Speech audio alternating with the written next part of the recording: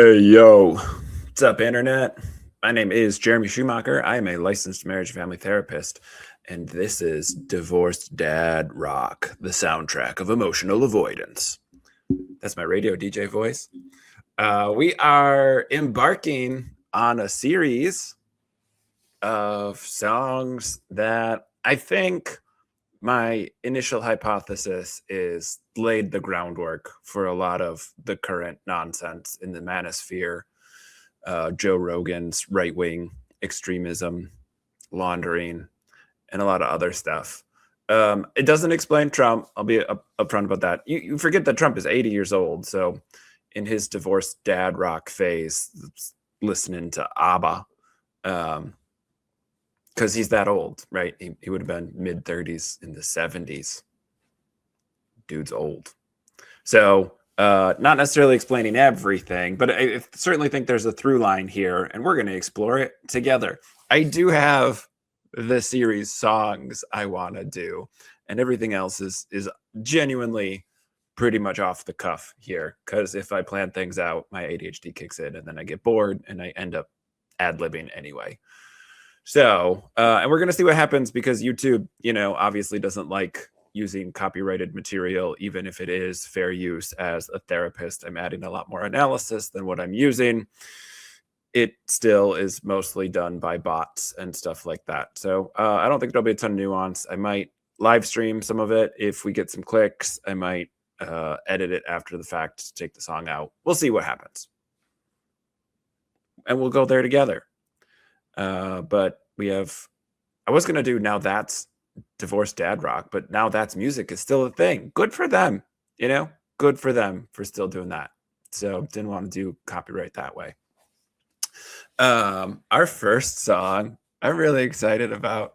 Some of this is funny. I did a song about Creed. I did a review of a Creed song earlier to talk about the psychology of nostalgia and how these songs aren't good. And if you still like it, it's probably more nostalgia than anything. It's still not a good song, and it's okay if you like it.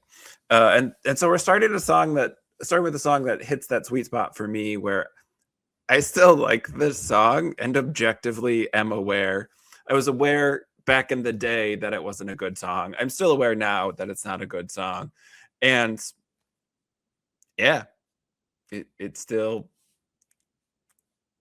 works in my brain. And that's embarrassing. That's embarrassing for me to say publicly on the internet. I know it's not a good song. But we're going to do Hemorrhage by Fuel. If you don't remember Fuel, that's okay. They had a couple other hits. Their lead singer was like super white, blonde, dyed hair. I'm not showing the music video, but if you really want a taste of nostalgia, go watch the music video to this song. It is incredibly, hilariously tacky. But dude had a dope look in like a time capsule. Because again, if you saw somebody looking like that now, you'd be like, what is that person doing? But it's very funny. That dyed hair look was a thing for a minute, especially in sort of the post-grunge alt-rock spaces. So little time capsule. We're going to do Hemorrhage by Fuel. And we're going to talk about some of the messaging that maybe didn't set men up for great emotional intelligence later in life.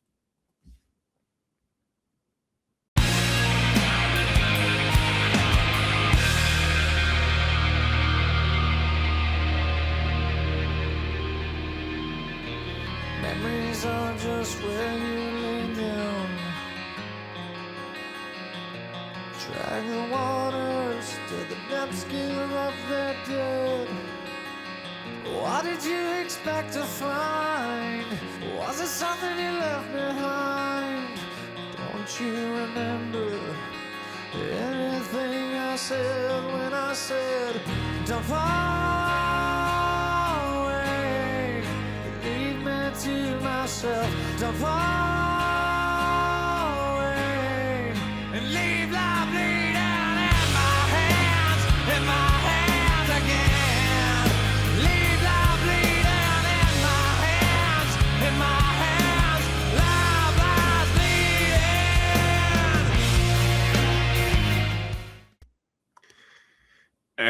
guitar solo interruption. Sorry. It's not a good guitar solo.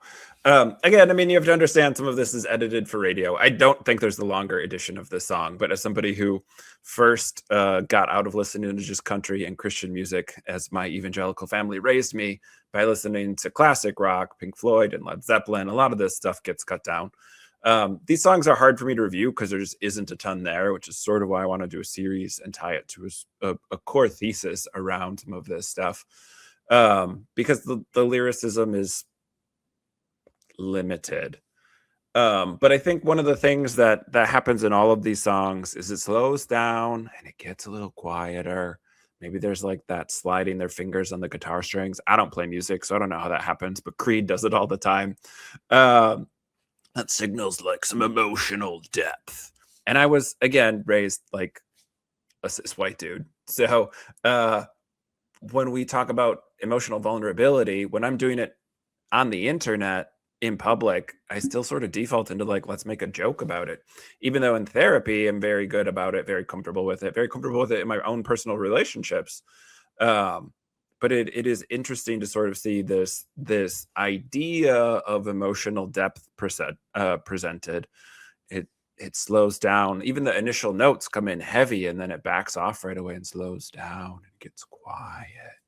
And look, when I'm doing therapy with people, if a couple is fighting, I will often slow my tempo down and talk more quietly. If you want to interrupt a couple arguing, young therapists, you talk more quietly. If you want to interrupt your kids arguing, talk quietly.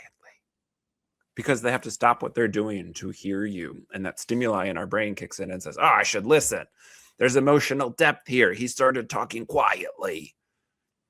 And then there's just nothing. Like, memories are where you left them. Drag the depths till they give up their dead. Like, what the fuck is he even talking about? It's going to play friendly with the algorithm. And now I'm swearing already because there's nothing here. What is he going on about? And again, the music video is honestly a lot funnier because it sort of like cuts from the band to this dude going through an abandoned house, but it makes it seem like the singer is maybe singing to this other guy. I actually had to look up if the singer was straight or not, because maybe I had misinterpreted the whole song, and that is not the case. But the messaging is a choice.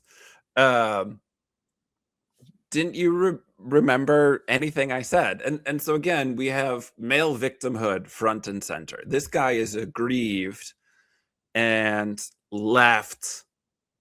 He's been left, right? And I told you not to go, and you went anyway, and now don't you see me? Love lies bleeding in my hands. And again, I don't think it's an accident that could elicit certainly the idea of bleeding in our hands from slitting our wrists, right? The song isn't explicitly a threat about self-harm. Look what you made me do. But there's that victimhood of like, you did this to me. And then it evokes this picture of hands, bloody hands being left holding our heart, right? Our heart, which is a muscle and it pumps blood. It has no feelings. It does nothing related to love. It's such a silly, nonsensical thing. But again, like that sacrifice, Creed song, right? Maybe the hand bleeding is like stigmata. It's holes from the nails where Christ was crucified. It's that victimhood mindset of like, oh, it's not I have blood on my hands because I did a bad thing. It's like, you did this to me and I tried to fix it, and now I'm left with the blood on my hands of the relationship dying, of slitting my own wrists, of being crucified. I'm the victim. Look at me, poor helpless man who you left. And like, if your brain doesn't tingle with when he starts singing leave love in your hands, like, it's okay if you can't understand that. Again, I put the lyrics up because sometimes these songs are hard to understand. Divorced dad rock definitely has that sort of like, other people will call it like butt rock or chin rock, because it sounds like people are trying to sing through their chin. I don't know why everyone sounded like this, but it's a thing. And also, like, I can track I started listening to classic rock. I still love Pink Floyd. I have Floyd posters behind me, right? Um, so it's one of those things where like I didn't grow up with that, but that was really formative in my life. And bands like Disturbed, I mean, even Creed, as much as I will give them grief later in this series, spoilers. Um, System of a Down for sure, which will not show up in this because I think they hold up. Also, The Offspring, I think, are the two bands that I really maintain are still actually really good from this time period. So we, they introduce elements of heaviness, but like it's just the chorus. I think it makes the chorus a bop, right? Like that's still catchy. That still sounds good, even if the context around it. Like I didn't remember this song. I heard some other person talk about it on a podcast. It was just like a guy doing an impression of like they were talking about butt rock, and he just did sort of these vocal impressions. It was very funny, and he was very good at it. I don't remember the name of the podcast. A guy who sort of has like the blonde bleach hair we're talking about, and another guy who's a mullet, I guess. I would guess he's Canadian because of the style of mullet he's rocking. But again, maybe that's just a young person thing. They're not like young dudes. They're probably younger. Anyway, it doesn't matter what podcast I saw it on. I had forgotten about this song, and he sings the lyrics, and his co-host is like, I don't know what words that you just said. And, they weren't talking about what I'm talking about, but it sort of sent me on this path of like, oh yeah, everybody remembers Creed. Everybody remembers Nickelback, but like Fuel, that's a deep cut. I have some other deep cuts on here, but like Stained, See There. I'm also going to see my brother soon, so we're going to listen to some of this music because it was like the music that he grew up with. I was a lot younger than him, so sort of came to it later. But he got out of listening to Christian and country before I did, apparently. Lucky guy. So yeah, the victimhood is the thing, and also the chorus is really great. Just a touch of heaviness, nothing too outrageous that's going to get us banned from the radio, but a bit of quiet to show our emotional vulnerability, and then we close it up right away with the heaviness. That will be an ongoing theme in this series. Let's go check out verse 2 to see what emotional depth we find there, he said pretty sarcastically.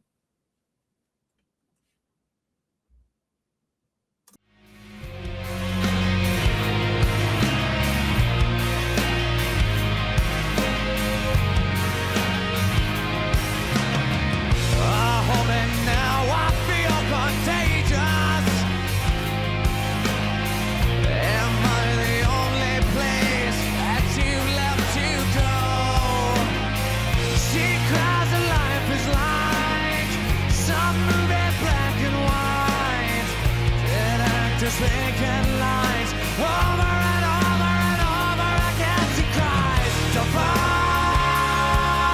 away, leave me to myself. Don't fall away, leave lovely hell in my hands again.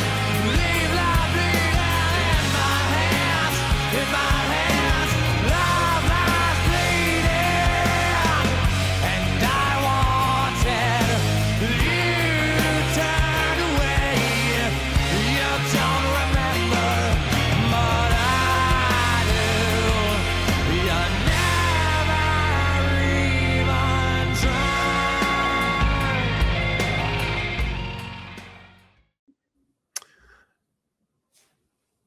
Guitar solo interrupted again.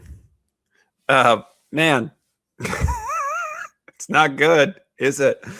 I don't know that I ever knew those were the lyrics. Again, I like was alive for this song being a thing. I listened to a lot of alternative rock, sort of junior, senior year of high school, is when I sort of got out of. I was still evangelical, but I was independent enough to find and listen to my own music.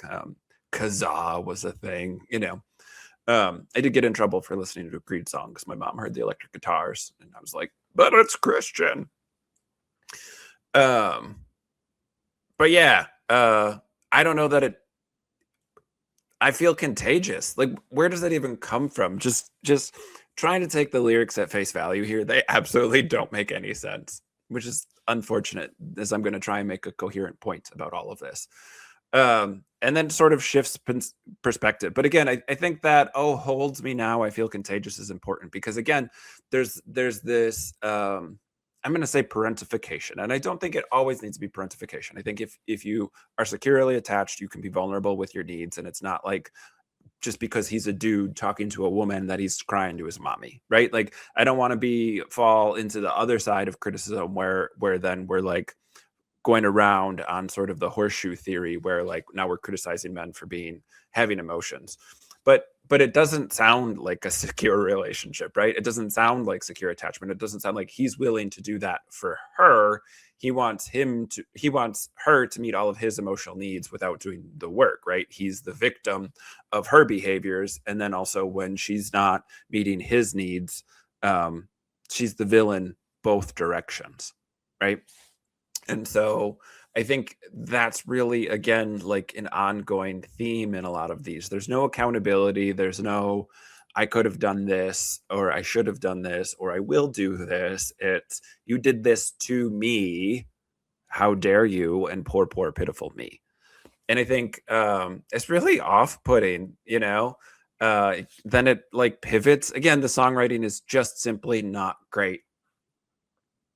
Sonically, the audio of the song is like, oh yeah, if this song came on the radio, I listen to independent public radio. I wouldn't hear this song on the radio stations I listen to. If I was hanging out with my brother and this song came on a playlist, I'd be like, oh, hell yeah, I remember this song. And I would have had none of the context, because I probably never listened to the lyrics that closely. And if I was 17 or 18 listening to the lyrics, I definitely didn't have any context. I didn't have any real relationships by that point in my life. So I think it's one of those things where it maybe flies under the radar, but at that time and place, I'm not trying to go back 20 years and say they should have the same ethics that we have now. That's not how culture and civilization works. But I do think it's something that, again, set the table for a lot of this male victimhood we see, with just total lack of accountability. Again, a lot of the manosphere podcasts sound exactly like this. Poor, pitiful me. Women are bad because they don't meet my needs, and women are bad for having their own needs that I'm definitely not going to meet. And like, it's really grating to, I think, anybody who does work around healthy relationships, secure attachment, even just like basic maturity and life stage development. Like, it's a very childish sort of approach to relationships. And it's really grating to see, again, these people who have really big followings still sort of doing this stuff. And I think this music is the soundtrack to that. And again, this music is 20 some years old. So like, this set the table for continued lack of emotional depth. Like, there is no requirement here for the dude to be on top of any part of his relationship, right? Like, it's all on the woman. Let me just go back to the lyrics here, but not mess up where we're at in the video. Her life is like some movie, black and white, dead actors faking lines over and over again. Okay, like a little bit of a shift of perspective, but again, like, it's all passive voice. And I wanted you, but you turned away. You don't remember, but I do. You never even tried. Now, this gets a little bit of a reaction from me, because it's one of the things that I hear in therapy somewhat regularly, especially from dudes who have absolutely screwed up in their relationship. That when they are finally ready to try, when they're ready to do therapy, when they're willing to put in the effort, they find their partner has already sort of got a foot out the door and isn't willing to meet them where they're at. And typically, in my experience as a marriage therapist of 17 years, I find that their partners have already been doing a lot of the work and have been asking for this for a long time. And it doesn't just magically flip that now their partner is finally ready. Like, there's bitterness, there's resentment.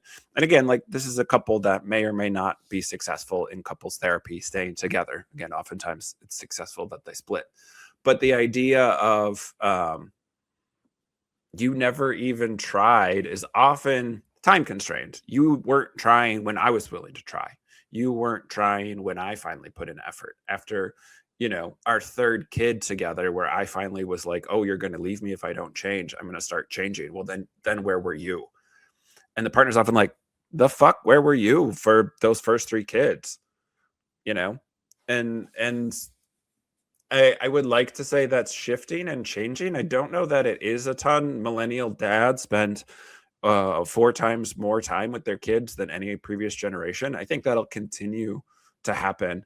I think that's a trend that isn't going away, where parents are prioritizing time with their kids.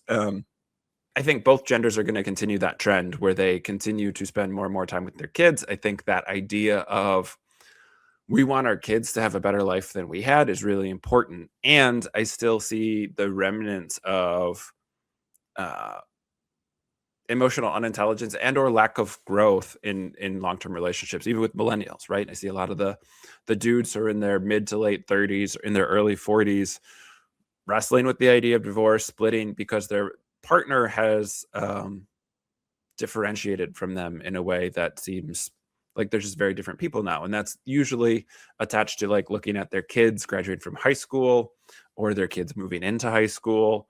So it's an older generation. It's just later in the process, right? I think dads are doing more, younger generations are doing more with their kids when they're young, but they're still not emotionally intelligent. They're still not emotionally available. I still have to do the feelings wheel a lot. I work with neurodivergent people, so I don't always go to the feelings wheel. The feelings wheel has some problems, and therapists who just do emotional work are missing a lot, especially for neurodivergent people.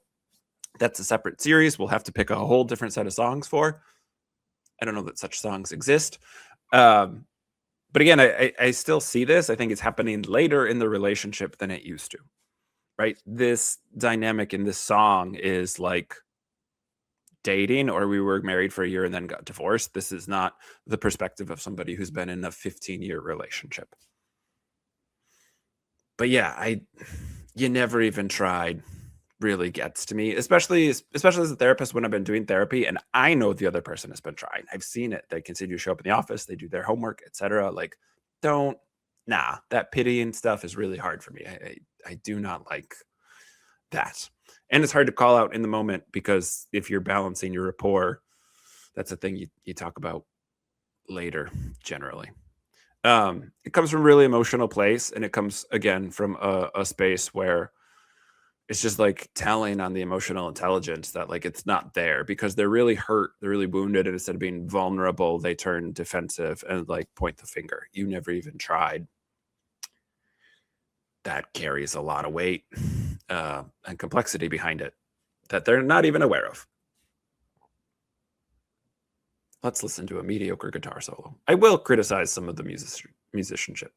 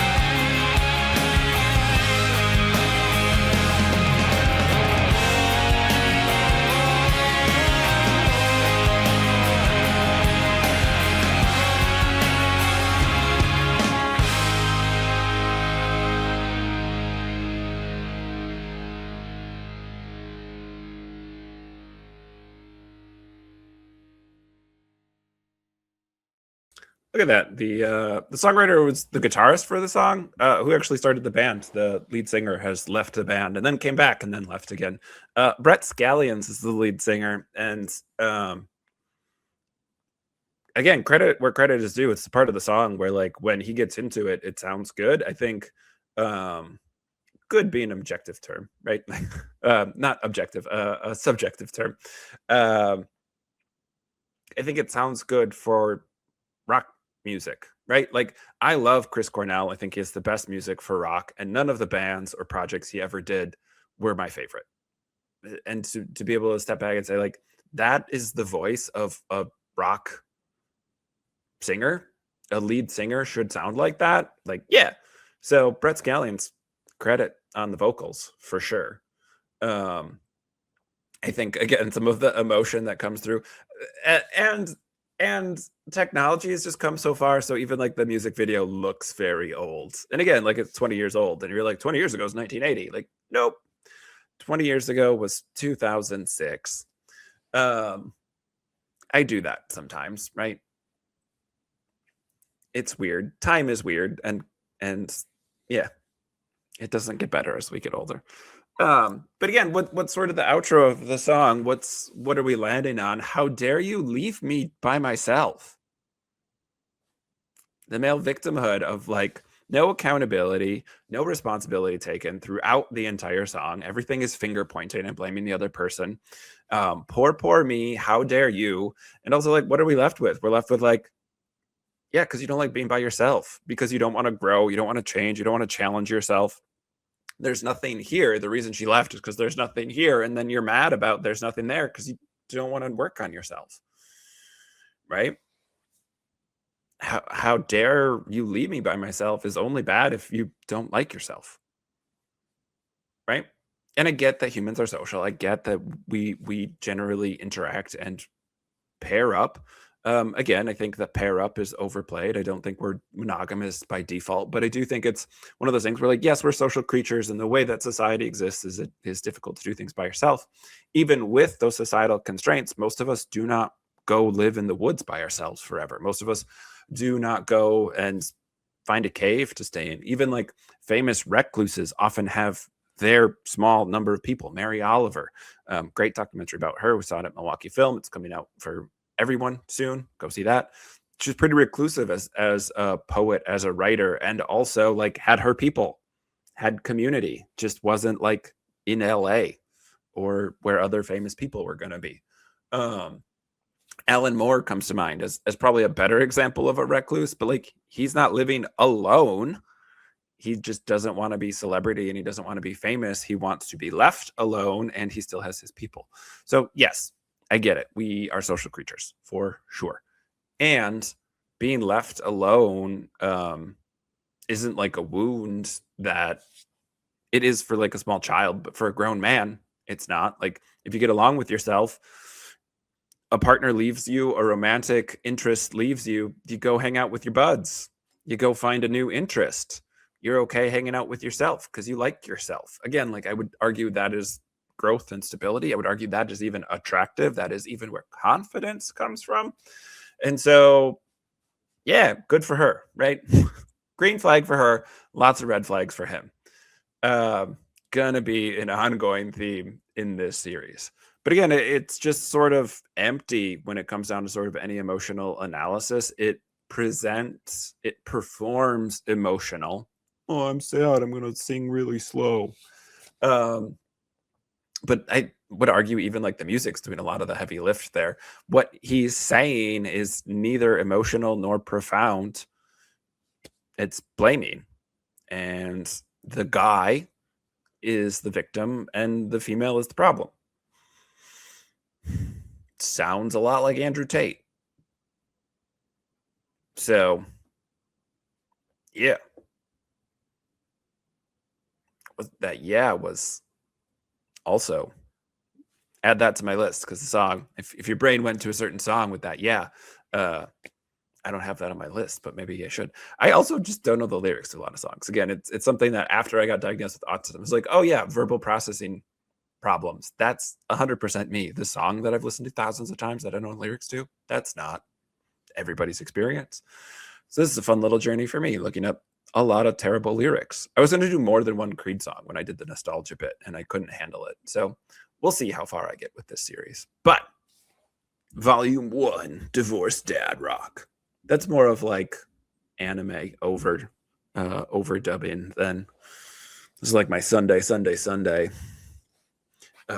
Divorced Dad Rock, the soundtrack of emotional avoidance. I have 8 songs written down is the plan. But maybe we'll add more if this speaks to you in a certain way. If this is your favorite song, again, I don't think you're a bad person for it. Like, I don't think of the songs I'm going to do, this is one of the better ones. Again, objectively, it's not really about much, and I don't love the messaging. But if it's an earworm that you enjoy, I don't think that's bad. I don't think people having bad taste is a problem. I do think it makes me not want to take any recommendations you give me. Right? Like, I don't think you're a bad person if you listen to bad music. I just don't want your recommendations for music, and I don't care if you don't like my music because you have bad taste. So again, if this is your jam, if you're a millennial dad who loves this shit for the nostalgia hit that it gives you, and you're also a good partner and a good parent and like have done your work, cool. Like this song, enjoy it. I don't think enjoying the song is a problem. I think the messaging of the song is a problem, but not in like an overtly problematic way. It's just not good, and in context, it gets worse. So that's episode 1 of the Divorced Dad Rock, soundtrack for emotional avoidance. We'll be back probably next week. This is gonna be weekly. This is what we're doing now. We're locked in. I'm going to have some real terrible songs stuck in my head for the next couple of months, and I hope you're along for the ride. All right, we'll be back next week with our next song. Take care of yourself. Take care of somebody else. Peace.